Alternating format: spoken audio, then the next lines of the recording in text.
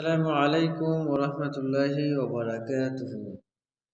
সম্মানিত মুসল্লিয়ান একরাম, ইমানদার নামধারী ব্যক্তিবর্গ, আপনাদের উপর আল্লাহর সালাম শান্তি বর্ষিত হোক। আসসালামু আলাইকুম ওরহমতুল্লাহি ওবারাকাতুহু। আসলে ইসলাম নামধারী এই বলাটা মনে হয় উচিত হয়নি, এটা মনে মনে ভাবছেন, কিন্তু আমার মনে হলো যে এটাই ঠিক। কারণ আল্লাহ সুবহানাহু ওয়া তাআলা বলেছেন, যেভাবে ঈমান আনতে আমরা আসলে সেইভাবে ঈমান আনেছি বলে আমার মনে হয় না। কারণ আমিও হয়তোবা সেরকম ঈমানদার নই, যেরকম ঈমানদার আল্লাহ সুবহানাহু ওয়া তাআলা আনতে বলেছেন। যেমন আল্লাহ সুবহানাহু ওয়া তাআলা কিভাবে ঈমান আনতে বলেছেন তা আমাদেরকে বোঝাচ্ছেন। আমানু কামা আমানান নাস। ঈমান আনবা কেমন ঈমান? তো সেইরকম ঈমান আনো যেরকম ঈমান মানুষেরা এনেছে। অর্থাৎ সে সময় মানুষ বলতে অবশ্যই সাহাবায়ে কেরামদেরকে বোঝানো হয়েছে। অর্থাৎ সাহাবায়ে কেরাম যেরকম ঈমান এনেছে তোমরা সেই রকম ঈমান আনো। এখন আমরা তো ঈমানই আনি নাই। আমরা ঈমান আনা বলতে যা বোঝায় যে অন্য ধর্মে আছে, ইসলাম ঈমান কিছু বোঝে না। একজন হিন্দু মানুষ যদি মুসলমান হয় তাহলে সে ঈমান আনলো। আমরা ঈমান আনা বলতে এটুকুই বুঝাই। তবে ঈমান আনা বলতে যা বোঝায় তা হচ্ছে আল্লাহর যে সকল গায়েব বিশ্বাস করতে বলেছেন, ইউমিনুনা বিল গায়ব ওয়া ইউকিমুনাস সালাহ। ইউমিনুনা বিল গায়ব, গায়বে বিশ্বাস করা। কি কি গায়ব? আল্লাহ গায়ব, আল্লাহতে বিশ্বাস করতে হবে।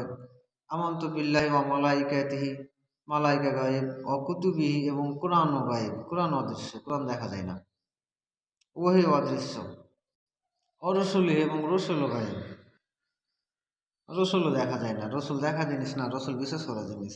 যেমন কাফিরেরা আবদুল্লাহর বেটা মোহাম্মদকে দেখেছে, আর মুমিনরা রসুল্লাহ মোহাম্মদ রসুল্লাহ সাল্লাহ সাল্লামকে দেখেছেন, তাদের দেখা এক নয়।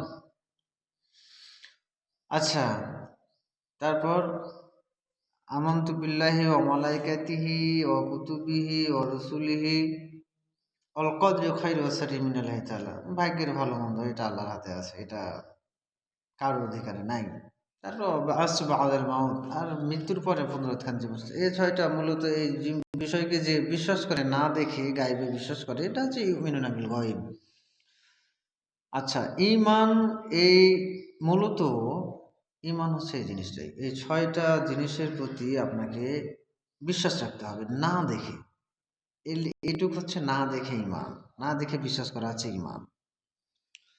আর ঈমানের আরেকটা ধারা আছে, যেমন আল্লাহ সুবহানাহু ওয়া তাআলা বলেছেন, আল্লাযীনা ইউমিনুনা বিমা উনজিলা ইলাইকা ওয়া মা উনজিলা মিন ক্বাবলিক ওয়া বিল আখিরাতি হুম ইউকিনুন। এই যে হুম ইউকিনুন, এখন ঈমান মানে না দেখে বিশ্বাস, আর ইয়াকিন মানে না দেখে বিশ্বাস নয়। ইয়াকিন মানে তার অভিজ্ঞতা আছে। যেমন একজন মানুষ আসলো, আপনাকে জিজ্ঞেস করলো যে এখান থেকে আড্ডার রাস্তাটা কত দূর। আপনি তাকে বললেন যে এখান থেকে আড্ডা যেতে হলে এখান থেকে সোজা যাবেন, মাদ্রাসা পাবেন, মাদ্রাসার পরে একটু বাঁক পাবেন, তারপর একটু ডানে বাঁক পাবেন, তারপর বামে বাঁক পাবেন। বিশ্বাস করলেন? হ্যাঁ, ঠিক আছে। ও আপনার কথা না দেখে বিশ্বাস করলো, আর আপনি এখান থেকে আড্ডা যাওয়ার রাস্তা দেখতে পাচ্ছেন না। হ্যাঁ, তারপরে আপনার এর আগে দেখা আছে, আপনার এক্সপিরিয়েন্স আছে, অভিজ্ঞতা আছে, আপনিও দেখতে পাচ্ছেন না, একটা অপরিচিত মানুষও এখান থেকে আড্ডার পথ দেখতে পাচ্ছে না, কিন্তু আপনি এর আগে ওই পথে চলার অভিজ্ঞতা আছে, এজন্য আপনি বলতে পারছেন সোজা যাবেন, ডানে যাবেন, বামে যাবেন, তারপর একটা দুই মোড় আছে, একটা এদিকে যাবে, একটা এদিকে যাবে, এই দিক ধরে চলে যাবেন, তারপর এদিকে একটা বাঁক পাবেন, তারপর এদিকে একটা ডিপ পাবেন, তারপর সোজা যাবেন, তারপরে আপনিও দেখতে পাচ্ছেন না, যে মানুষকে অপরিচিত মানুষকে দেখাচ্ছেন সেও দেখতে পাচ্ছেন না, কিন্তু আপনাদের মধ্যে পার্থক্য হচ্ছে আপনার ইয়াকিন আছে, আর সে আপনার কাছে শুনে বিশ্বাস করছে। এটা হচ্ছে ঈমান।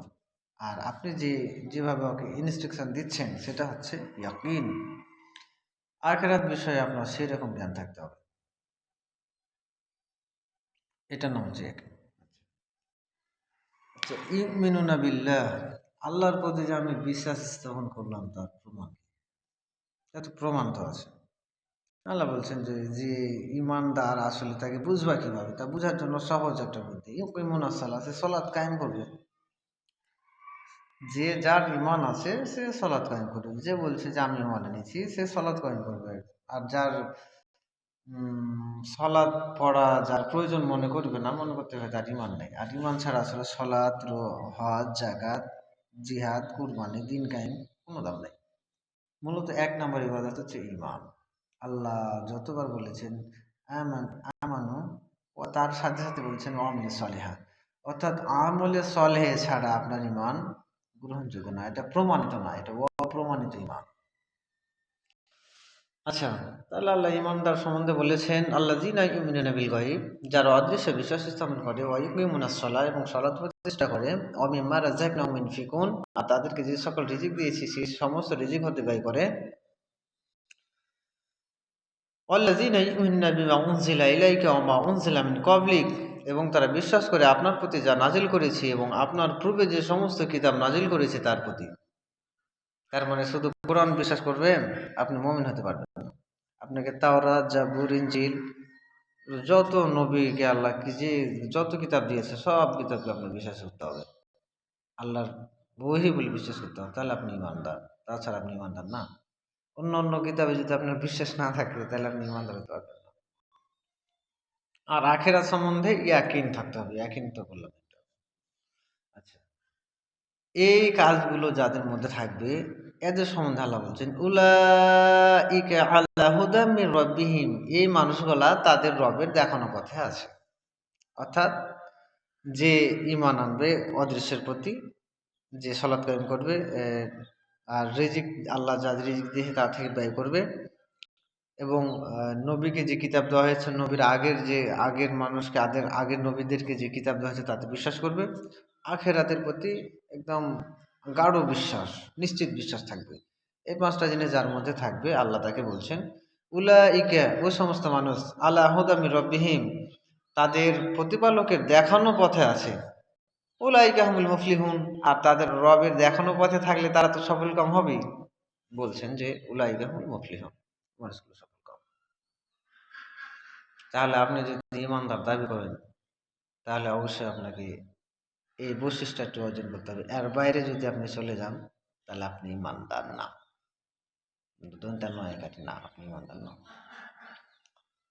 যেমন একটা, তার কিছু পরে একটা আয়াত আছে, অমিনান নাস, এমন কিছু মানুষ আছে, মাইয়াকুলু, যারা বলে আমান্না বিল্লাহ, আল্লাহর প্রতি ইমান এনেছি। অর্থাৎ মুমিনে বলছে আমি ইমান এনেছি আল্লাহর প্রতি, আখিরাতের প্রতি, অবিল আখিরাতুম ইউকিনুন, আর মুমিন হওয়ার জন্য আল্লাহর প্রতি বিশ্বাস স্থাপন করতে হবে এবং আখিরাতে গাঢ় বিশ্বাস রাখতে হবে। আর সেই আরো একজন ব্যক্তি বলছে আমি আল্লাহতে বিশ্বাস করি, আখিরাতে বিশ্বাস করি। অমিনান নাস মাইয়াকুলু আমান্না বিল্লাহ, আল্লাহতে বিশ্বাস করলাম, ওয়াবিল ইয়াউমিল আখির, এবং আখিরাতে বিশ্বাস করলাম। আল্লাহ বলছেন ওমা হুম বিমুমিনিন, এই মানুষগুলোর ভিতরে এই মানুষগুলো আসলে মুমিন না। তো এই একই কথা বলে একজন মুমিন হচ্ছে, আর এবং একই কথা বলে সে মুমিন হতে পারছে না। এর বিষয়টা কি? মুমিন না হওয়ার পিছনে কারণ কি?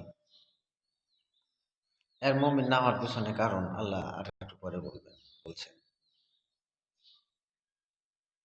এদের একটা অপরাধ আছে, সেটা হচ্ছে কি, ইউখাদিউন আল্লাহ, এরা আল্লাহকে ধোঁকা দিতে চায়, আল্লাযীনা আমানু, এবং যারা ঈমান এনেছে এদেরকে ধোঁকা দিতে চায়। কিন্তু ওমা ইয়াখদাউনা ইল্লা আনফুসাহুম ওয়া মা ইয়াশউরুন, মজার ব্যাপার হলো তার নিজেকে ছাড়া যে কাউকে ধোঁকা দিতে সক্ষম না, এই বিষয়গুলো, এই আমলগুলো বুঝে না। তারপরে এই এই এই জিনিসটা করার কারণ কি, তাদের এই নাটক করার কারণ কি? নাটকটা করার কারণ হচ্ছে ফি কুলুবিহিম মারাদুন, তাদের অন্তরে রয়েছে ব্যাধি, রোগ আছে। ফাজাদাহুমুল্লাহু মারাদা, আর আল্লাহ তাদের এই অন্তরের রোগকে আরো বাড়িয়ে দেন। ওয়ালাহুম আযাবুন আলীমুম বিমা কানু ইয়াকসিবুন, তাদের অপরাধটা হচ্ছে কি, তাদের জন্য আছে যন্ত্রণাদায়ক শাস্তি। অপরাধটা কি? বিমা কানু ইয়াকসিবুন, তারা মিথ্যা বলে। কি মিথ্যা বলে? আল্লাহতে ঈমান এনেছি, শেষ দিবসে ঈমান এনেছি, এগুলো মিথ্যা। এগুলো হচ্ছে মিথ্যা ঈমানদার। আমরা এটা বলে ফেলি যেটা হলো মুনাফিকদের আয়াত। মুনাফিক ঠিক আছে, কিন্তু আল্লাহ এখানে তাদেরকে মুনাফিক বলছেন, আল্লাহ বলছেন এটা হলো মিথ্যা ঈমানদার, মিথ্যুক। এরা দাবি করছে ঈমান আনলাম আল্লাহতে, দাবি করলাম ঈমান আনছে আখিরাতে, বিমা কানু ইয়াকসিবুন, তাইলে তারা মিথ্যা মনে করে, মিথ্যা বলে, এই জন্যে তারা মিথ্যা ইমানদার। আর যারা ওই যে প্রথমে 5 আয়াত, এই 3টা আয়াত, 5টা বৈশিষ্ট্য, এরা হচ্ছে যে সত্য ইমানদার। মাঝখানে 2টা আয়াত থাকলো, সেটা হচ্ছে কাফিরদের জন্য। ইন্নাল্লাযীনা কাফারু সাওয়াউন আলাইহিম আআনযারতাহুম আম লাম তুনযিরহুম লা ইউমিনুন। হে নবী, আপনি যারা নিঃসন্দেহে যারা কাফের, যারা কোনো সন্দেহ ছাড়াই কাফের, একদম কাফের হওয়ার ব্যাপারে সন্দেহ নাই, এরকম মানুষের কিছু চরিত্র আপনাকে বলি, শোনেন। তার চরিত্র হচ্ছে এরকম: সাওয়াউন আলাইহিম আআনযারতাহুম আম লাম তুনযিরহুম লা ইউমিনুন। তাদেরকে আপনি ভয় দেখান না দেখান, উভয় সমান, তারা ঈমান আনবে না। তারা ঈমান না আনার কারণটা কি? খতামাল্লাহ, আল্লাহ পাসওয়ার্ড মেরে দিয়েছেন, আল্লাহ লক লাগিয়ে দিয়েছেন, তালা লাগিয়ে দিয়েছেন। কোথায়? আলা কুলুবিহিম, চিন্তা ভাবনা করার এই জায়গাটাকে। ওয়ালা সামিইহিম, শ্রবণ শক্তির উপর। আপনি ভালো কথা যতই বলেন, চোর না শুনে ধর্মের কাহিনী, এ কথাটা তাই, ও শুনতে পায় না, ভালো কথা সে শুনবে না। ওয়ালা আবসারিহিম গিসাওয়াতুম ওয়া লাহুম আযাবুন আজিম, আর তাদের চোখের উপরে রয়েছে পর্দা, ও তারা দেখবে না। তাহলে এখন আল্লাহ এখানে 3 কোয়ালিটির মানুষের কথা বর্ণনা করছেন। কোরআন শরীফ আপনি পড়তে ঢুকলে বাকারার আয়াত পড়বেন।